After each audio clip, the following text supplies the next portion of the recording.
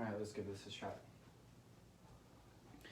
Hello, ladies and gentlemen. My name is Marcelo Madriaga, and I'm going to be giving you a quick lecture on world music. And I know what Ms. Smith is thinking. She's looking at this tie. She's looking how professional it looks, and she's like, wow, this kid looks prepared. He is ready, and he deserves bonus points. And I wholeheartedly agree with you, Ms. Smith.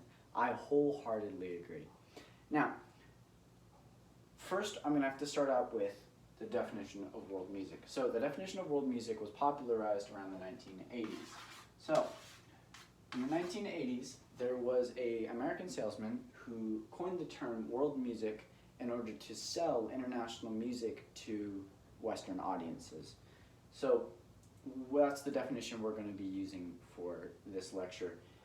World music is just music that is outside of the Western mainstream. So primarily that's going to be folk music from around the world. Now I'm going to be describing to you different types of music around the world, primarily focusing on Eastern Asia, Central Asia, and Africa. Now, this is getting hot. We're going to start with Eastern Asia, and we are going to put on our Eastern Asian hat. Eastern Asian music hat, sorry. It's got the little wave there, the little cherry blossom on the other side. Now, Eastern Asian music and structural foundation essentially basically comes from China. Now, about 2,000 years ago, the Chinese figured out a system called Ba Ying. Now you have to forgive me, I don't know the Chinese symbols for it, but Ba Ying directly translates to 8 sounds, and I'll explain those 8 sounds to you in a second, but it's important you understand why I'm going to explain these 8 sounds in the way I'm going to explain them. So, in Chinese, in Eastern Asian cultures, Buddhism is a very, very integral part of their society. And in Buddhism, the circle is a very important symbol.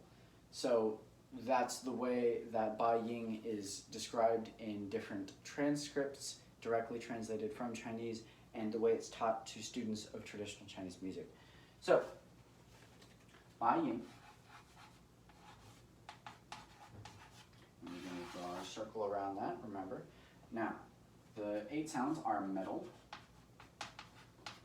stone, clay,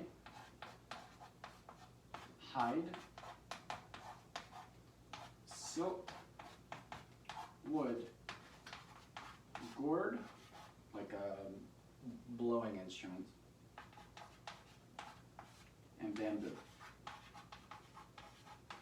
Now, you'll recognize that these sounds are naturally occurring elements, and that's because the primary goal of Chinese and Eastern Asian music is to use refined instruments to create sounds that mimic nature.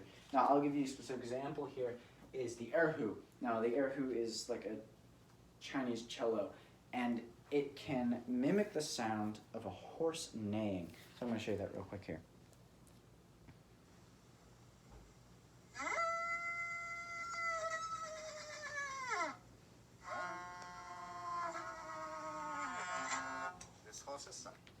Now, it can also do other things like mimic the sounds of a camel, but you get the basic gist here. The goal of Chinese and Eastern Asian music in general is to use these refined instruments to create sounds that originally come from nature. Now, we're going to move west. Put our Central Asian music hat on. I know what Ms. Smith is thinking. Goodness gracious, Marcel, look at all of these amazing props. You certainly deserve even more bonus points than I was going to give you before. And I agree with you, Ms. Smith. I wholeheartedly agree with you.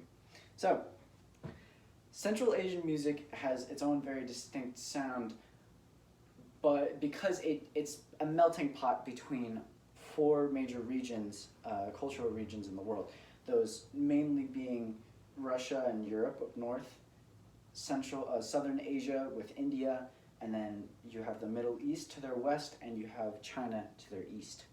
Now, I'm going to show you here this little music box of St. Peter's Cathedral right here, an example of Russian music, and then we're going to compare that to music from Kazakhstan.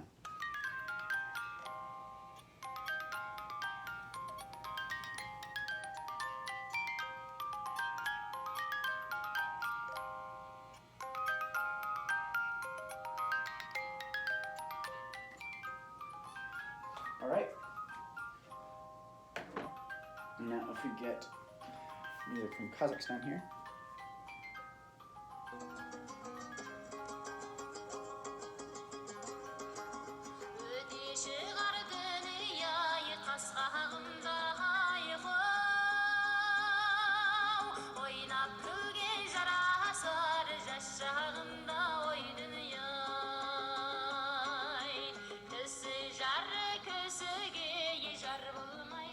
Now you'll notice that although the sounds are very different and distinct, there is clearly influences from Russian culture into Mongolian music.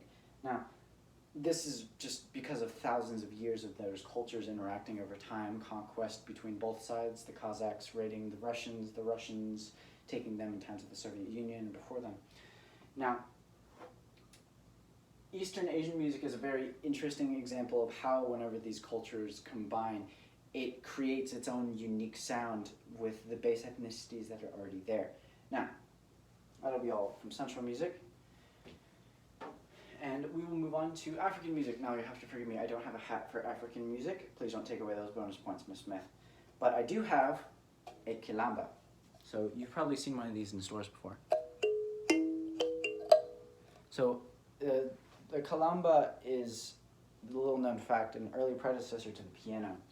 And it's, you can see very distinctly on the kilamba, now I'll show you a different instrument here, how you can see it's designed from natural objects. You can even see it's a coconut shell in the back here.